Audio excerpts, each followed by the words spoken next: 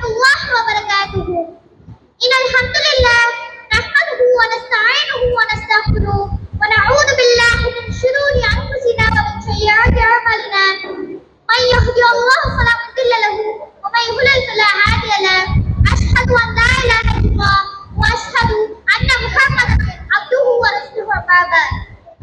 இஸ்லாமிய வரலாற்றில் நடந்த போரில் இரண்டாவது முக்கியமான போர் உஹது போர்.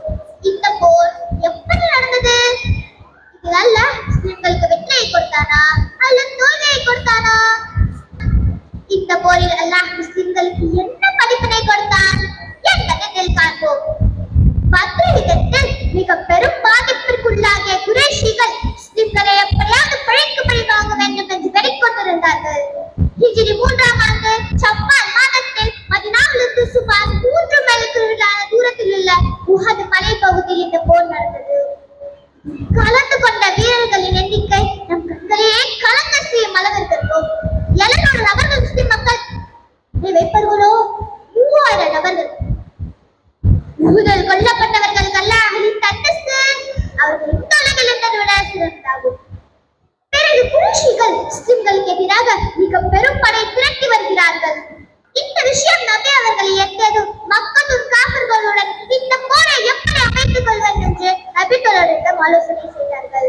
அதற்கு நபி ஸல்லல்லாஹு அலைஹி வஸல்லம் அவர்கள் கூறினார்கள், இந்த போரை மதீனாவிலிருந்தே புரியலாம் என்று கூறினார்கள்.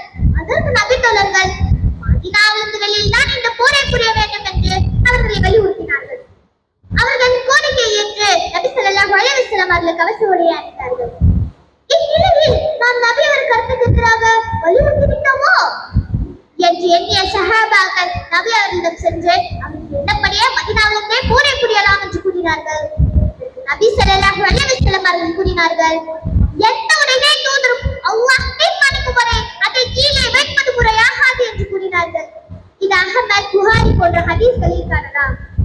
பிறகு உஹது போரை துவங்குவதற்கு முன் நபி ஸல்லல்லாஹு அலைஹி வஸல்லம் அவர்கள் சில நிபந்தனைகளை நபி தோழரிடம் கூறினார்கள். அப்துல்லாஹ் பின் ஜுபைர் ரலியல்லாஹு அன்ஹு அவர்களை காலாட்டர்களுக்கு தலைவராக நியமித்தார்கள். இதோ பராவி நாசிப் ரலியல்லாஹு அன்ஹு அவர்களை நியமிக்கிறார்கள். இதை போரே அந்த தினத்தில் நாங்கள் சந்தித்தோம். நபி ஸல்லல்லாஹு அலைஹி வஸல்லம் அவர்கள் 50 அம்பை வீரர்களை உஹது மலை கணவாயில் அமர்த்தினார்கள். கூறினார்கள், எதிரிகளான அவர்களை வெற்றி கொண்டதை நீங்கள் பார்த்தாலும் இந்த இடத்திலிருந்து நகராதீர்கள். நாங்கள் அவர்களை வெற்றி கொண்டதை நீங்கள் பார்த்தாலும் இந்த இடத்திலிருந்து நகர வேண்டாம். உங்களுக்கு உதவி செய்ய எண்ணி கீழே இறங்கி வர வேண்டாம் என்று கூறினார்கள். போர் துவங்கியது. நாங்கள் அவர்களை களத்தில் சந்தித்த போது அவர்கள் தூங்கிட்டு வெறித்தோடிவிட்டனர். பெண்கள் எல்லாம் தம் கால்களில் அணிந்துள்ள கால் தட்டைகளை வெறித்தெறியும் அளவுக்கு இங்கேயும் அங்கேயும் மலையில் ஓடிக்கொண்டிருப்பதை நான் பார்த்தேன். நம்மை குழுவினர் நமக்கே வெற்றி நமக்கே வெற்றி, பூச்செல்வம் பூச்செல்வம், வாருங்கள் சேகரிப்போம் வாருங்கள் என்று கூறினார்கள். கேட்ட அப்துல்லாஹ் பின் ஜுபைர் ரலியல்லாஹு அன்ஹு அவர்கள் கூறினார்கள், என்னிடம் நபி ஸல்லல்லாஹு அலைஹி வஸல்லம் அவர்கள் எந்த சூழ்நிலையிலும் இந்த இடத்திலிருந்து நகர வேண்டாம் என்று கூறினார்கள். அதனால் போர் சண்டங்களை சேகரிப்பதற்காக இந்த இடத்திலிருந்து நகராதீர்கள் என்று கூறினார்கள். உஹது மலை கணவாயில் அப்துல்லாஹ் பின் ஜுபைர் ரலியல்லாஹு அன்ஹு அவர்களின் தலைமையில் அம்பை வீரர்கள் இருந்தனர். இவைப்பட ஓட்டம் பிடித்ததை பார்த்த குழுவினர்கள் கீழே இறங்கி வர துவங்கினர். நமது இடம் காலியாகிவிட்டதை பார்த்த காலில் பின் பலித்தவர்கள் அந்த கணவாயில் விளையாடி சென்று முஸ்லிம்களை தாக்க துவங்கினர். பார்க்காத முஸ்லிம்கள் சிதறி போனார்கள். இதனால் 70 முஸ்லிம்கள் என்று கொல்லப்பட்டனர். எனக்கு நியமித்த தலைவரின் பேச்சை கேட்காததால் 70 முஸ்லிம்கள் என்று கொல்லப்பட்டனர். இது புகாரியில் 4043வது ஹதீஸாக பதிவு செய்யப்பட்டுள்ளது. இன்னும் அல்லாஹ் தன் திருமறையில் 8வது அத்தியாயம் 46வது வசனத்தில் கூறுகிறான், வஅதியுல்லாஹ வ ரசூலஹு வ லா தனாஸஉ வ தஃஷலு வ தஸ்ஹப ரிஹுக்கும். அல்லாஹ்வுக்கும் அவனது தூதருக்கும் கட்டுப்படுங்கள், கருத்து வேறுபாடு கொள்ளாதீர்கள். அவ்வாறு செய்தால் கோழையாகி விடுவீர்கள், உங்களின் பலம் அழைத்து விடும் என்று கூறுகிறான்.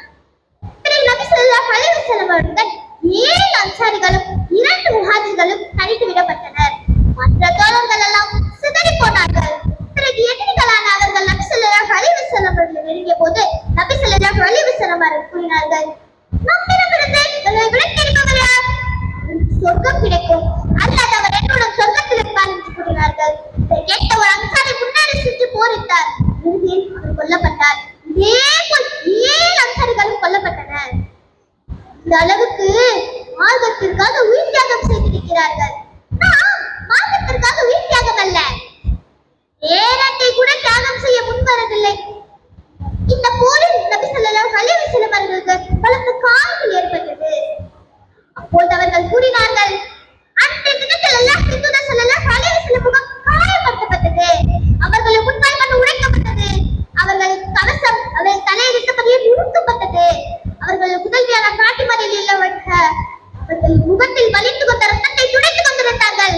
அடிமத்தனை தாங்க முடியாத நபி ஸல்லல்லாஹு அலைஹி வஸல்லம் அவர்கள் தங்களை நம்மை பல்லை உடைக்கும் சமுதாயம் எப்படி ஒரு புறம் என்று கூறினார்கள். அப்போது தன் வல்லமையும் மாண்புமிக்க அல்லாஹ் திருமறையில் 3வது அத்தியாயம் 128வது வசனத்தில் கூறுகிறான், லைஸ லக மின் அம்ரி ஷையுன், நபியே அதிகாரத்தில் உமக்கு எந்த பங்கும் இல்லை. நபி அவர்களை தாக்குதலை நபி கண்டித்த போது அல்லாஹ் நபிக்கு இந்த வசனத்தை இறக்கினான். உஹது போரை பற்றி நிறைய செய்திகள் உள்ளது. எனக்கு கொடுக்கப்பட்ட நேரத்தில் உங்களிடம் சில முக்கியமான நிகழ்வுகளை பகிர்ந்துள்ளேன். அடுத்து வருவது போரின் முடிவுக்கு வந்துவிட்டோம். எதிரி தலைவரான அபூ சுஃபியான் முஸ்லிம்களின் முக்கிய தலைவர் எல்லாம் கொல்லப்பட்டது என்று நினைத்து சில கேள்விகளை கேட்டார்கள். எதற்கும் பதில் தராத முஸ்லிம்கள் எல்லா கேள்விக்குமே ஒரே ஒரு பதிலை கொடுத்தார்கள். அது என்னன்னு தெரியுமா? எங்களில் கொல்லப்பட்டவர் சொர்க்கத்தில் இருக்கிறார், உங்களில் கொல்லப்பட்டவர் நரகத்தில் இருக்கிறார் என்று கூறினார்கள். நாம் நம் வாழ்க்கையில் சும்மா பேருக்காக வாழாமல் முழுமையாக இஸ்லாத்திற்காக வாழ்ந்து வந்திருந்தால் சொர்க்கம் நிச்சயம் இன்ஷா அல்லாஹ். எனவே எல்லாம் வல்ல அல்லாஹ்வின் நல்லடியார்களே, அல்லாஹ் இந்த போரின் மூலமாக நிறைய படிப்பினைகளை நமக்கு கற்றுக் கொடுத்திருக்கிறான். இந்த படிப்பினைகளை நாம் வாழ்வில் செயல்படுத்தி ஈருலகில் வெற்றி பெறுவோமாக என்று கூறியவராக